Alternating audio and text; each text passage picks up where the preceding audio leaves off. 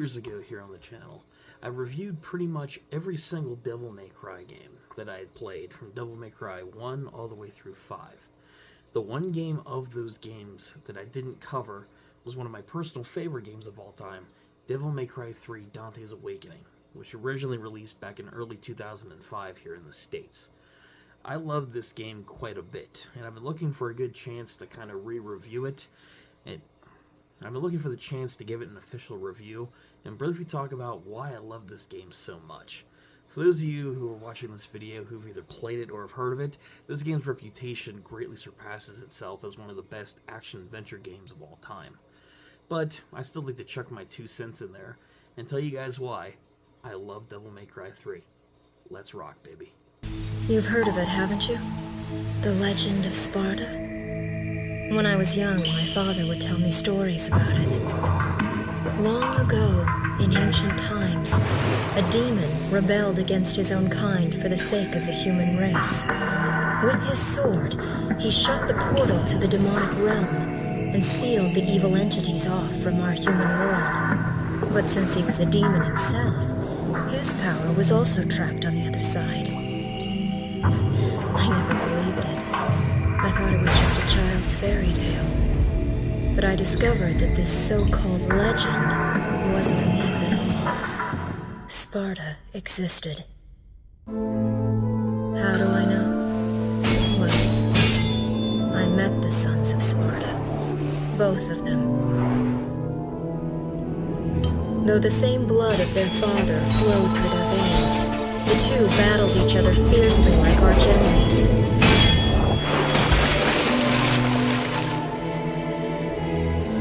It seemed as if they derived some sort of twisted pleasure from this brotherly fighting.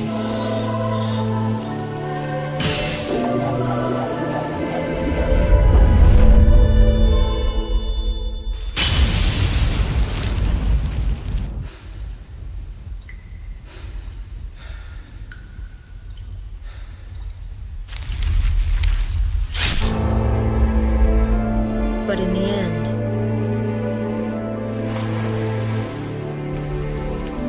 only one was left standing.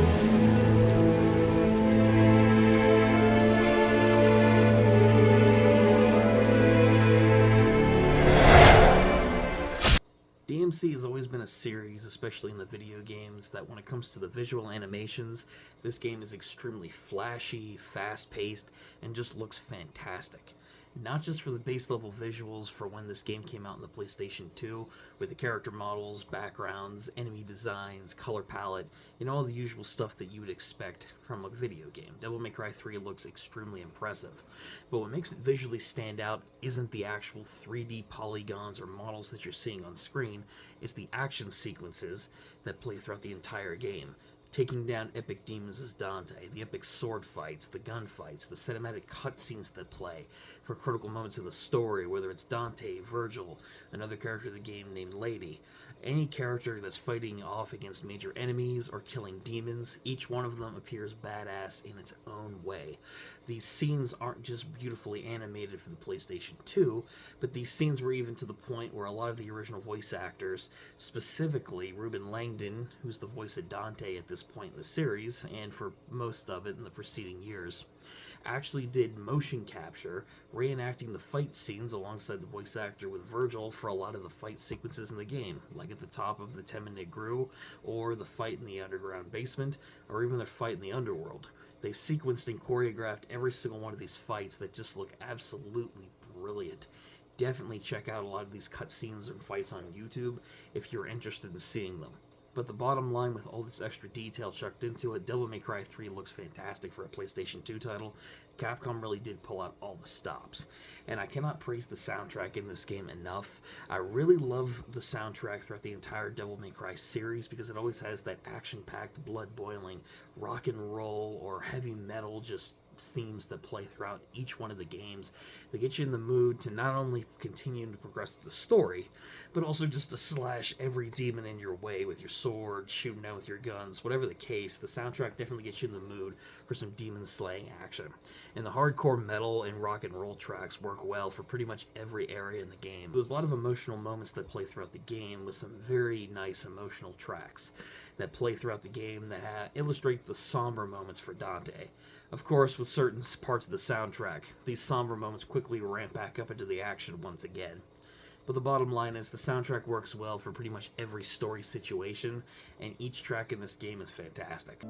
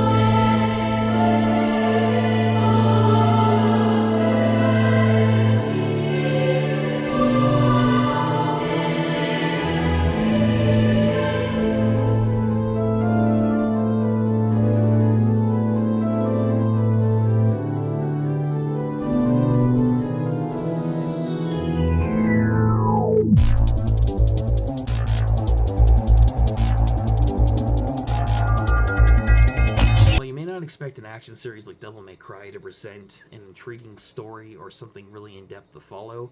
The plot of Devil May Cry 3 is actually extremely in-depth for what it is. This game is essentially an origin story. You play as the half-demon, half-human bounty hunter Dante, who is instructed to come by his brother Virgil to a giant demonic tower resurrected by himself and his lackey known as Arkham, known as the Tema Negru, a demonic tower that connects the demon world and the human world.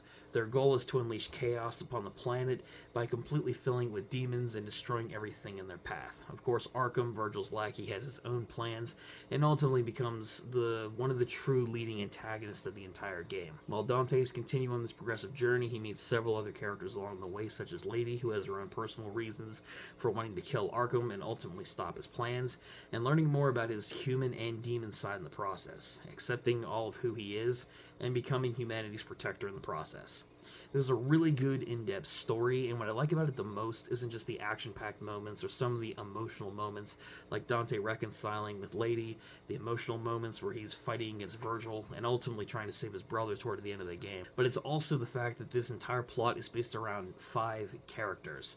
It's not a very large cast, yet it's still able to tell an in-depth story in an action game, with Dante, his brother Virgil, Lady, Arkham, and an alternate persona in the form of Jester, who pesters Dante throughout his journey, secretly manipulating him in the process. The story, without really spoiling anything too heavy, despite the fact this is an origin game for the rest of the series, is incredibly well done. I love pretty much every single character in this game, each of them playing some kind of great role through witty dialogue, action scenes, emotional moments, and twists and turns that you don't really expect for something like an action game. It's a well-placed plot that works extremely well for most of the cast, and I really do think that for the most part, the pacing throughout the entire game, when you're climbing the Tema Negru Tower, encountering each one of these characters, and progressing Dante's journey more and more, works extremely well. There are, of course, awkward moments in the story that really stand out, like the Arkham fight at the end of the game, where once he inherits Sparta's power, he turns into basically a giant gooey blob that really isn't that great of a boss fight to begin with. And of course, there's some awkward plot moments here and there that really should have been fleshed out more, like Dante having more interactions with Jester throughout the game. He only meets truly like 3 times, considering how big of a role he has in Dante's campaign.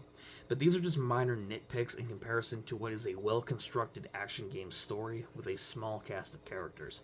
I love the story in Devil May Cry 3. It's one of the best ones I've played, and that's saying something along with the top-tier gameplay. Is your name Dante, son of Sparta? Where did you hear that? From your brother.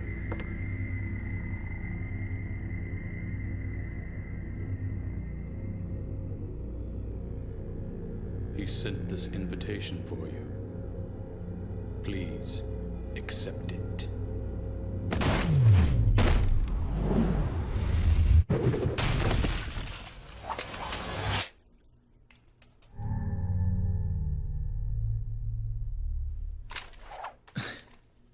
Invitation, huh?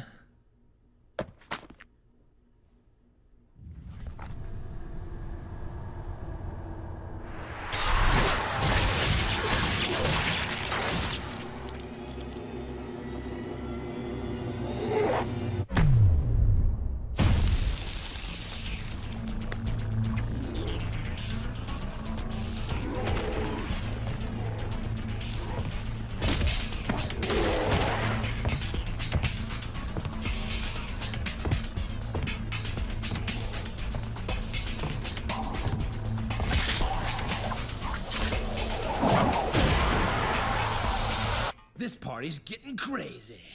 Let's rock.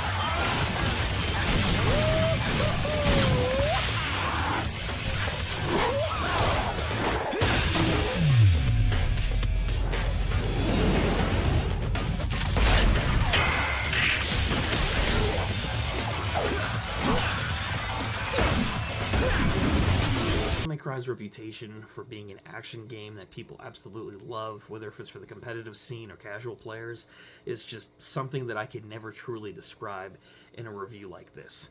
The reputation speaks for itself across all the mainline games for the crazy combos you can do, the weapon variety, and just all the crazy, insane action that comes with playing as Dante, Virgil, or any of the other cast members that pop up throughout the series. The combat in Devil May Cry 3 works extremely well. You go through multiple different levels, hacking and slashing demons, acquiring new weapons along the way, having some badass boss fights with some witty dialogue from Dante himself.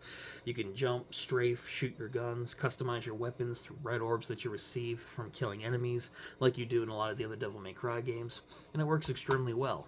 There's some light puzzle solving here and there as you climb the Temenegru Tower, but to be honest, the weapons as well as the combat is really what you want to go for here. Ultimately, the puzzle variety in a game like this is kind of creative given the items you acquire and some of the areas that you visit, but this isn't a Resident Evil. This isn't one of Capcom's top tier puzzle series, because all you're really doing is taking an object from one place, putting it in another place, and then that's how you progress to the tower. So if you're someone who's into in-depth puzzle solving or platforming, you're not really going to find that in Devil May Cry. But if you are a combat aficionado who wants a huge variety of weapons, then this is definitely a game that you're going to get into, where you can just clobber demons, rack up your combos, achieve as many red orbs as possible, and kill demons with a badass array of weapons. The combat in general is definitely the drawing point when it comes to the gameplay. The traversal through the Temenegru as well as the puzzle solving is there, and it's fine for what it is, but that's not the strong part of the gameplay. What you really want to focus on here is the customization as well as the actual combat and the boss fights, which are major spectacles of their own right. Despite how simplistic some elements of it are, like the platforming and the simple puzzle solving, it all works and gels well together for the exploration and the combat.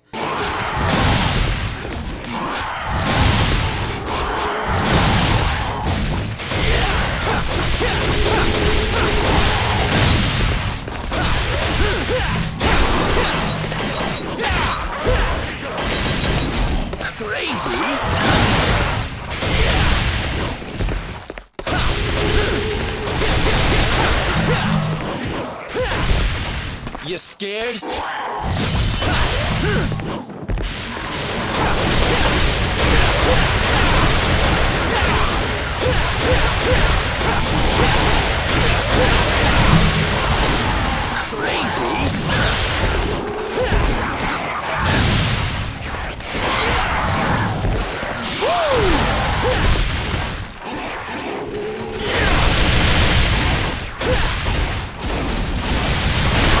Concludes this review of Devil May Cry 3, guys. And to be honest, pretty much every single aspect of this review was positive.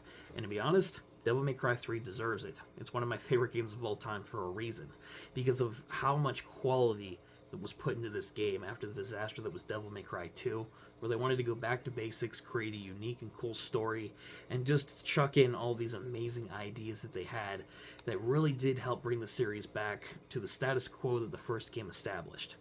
The visuals and the animation, as well as the cutscenes and the combat, look fantastic in this game.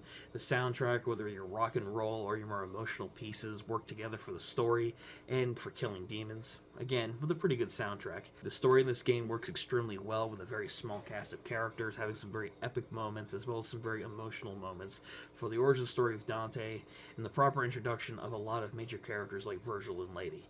The story works extremely well, and despite a few iffy moments here and there, like that Arkham fight toward the end of the game, the story is extremely well paced and very emotional for what it is. And the gameplay, as Devil May Cry is known for, is fast-paced, extremely fun. Weapon variety, customization, as well as actually slicing down demons and bosses is top tier. Although the platforming and the puzzle solving is very simple, nothing too special, especially when compared to other Capcom properties, but it still works well in the game, making for an overall fantastic gameplay experience. This game is overwhelmingly positive outside of a few major blemishes that honestly are just minor nitpicks in comparison to how classic this game is. I absolutely can recommend Devil May Cry 3 to any new players, whether it's your starting point in the series chronologically, or if you're just interested in checking out a new action game that you've never experienced before with a pretty good story to boot. I can definitely wholeheartedly recommend DMC 3 as a replay for fans, a game for first-time players, or just anyone in general. Definitely check this one out. Devil May Cry 3 is a classic for a reason, and it's just fantastic, no matter what console you're playing it on. And that really concludes it for this review of Devil May Cry 3, guys. Absolutely love this game, cannot recommend it enough. But what are your thoughts on Devil May Cry 3? Did you enjoy this one? Do you not care for it too much? Did you grow up playing this game? Do you have any fond, nostalgic memories of it? Let me know all your thoughts in the comment section down below. If you did enjoy the video, give it a like. It lets me know that you guys enjoy this content and continue making more, and it really does help out the channel and the videos in general, so it's always appreciated. And if you guys want to keep up with future content that we do here with retro game reviews and anything to do with gaming nostalgia, unboxing videos, collection videos, anything gaming related, consider subscribing to the channel if you want to continue this journey with myself. I would highly appreciate it. And that's all from me. Until next time, guys, this has been Ryan from the Nostalgia Factor saying, keep on gaming.